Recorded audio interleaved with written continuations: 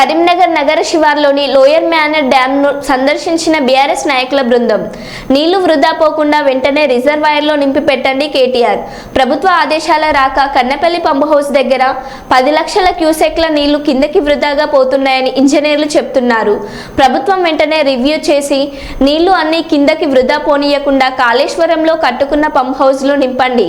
మనం కట్టిన కాళేశ్వరం రిజర్వాయర్లో 240 టీఎంసీల నీళ్లు నింపుకోవచ్చు అంటే 24 లక్షల ఎకరాలకి నీళ్లు ఇవ్వొచ్చని కేటీఆర్ చెప్పారు.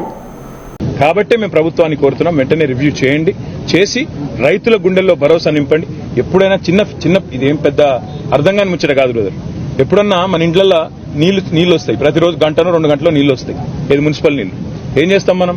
ఇంట్లుండే బిందెలన్నీ నింపుకుంటాం, ఇంట్లుండే కుండలన్నీ నింపుకుంటాం, డ్రమ్ములు నింపుకుంటాం, పెట్టుకుంటాం. ఎందుకు? వచ్చేది గంటనో 2 గంటలో కాబట్టి దెబ్బన నింపుకొని పెట్టుకుంటాం. మేం చెప్పేది కూడా కదే.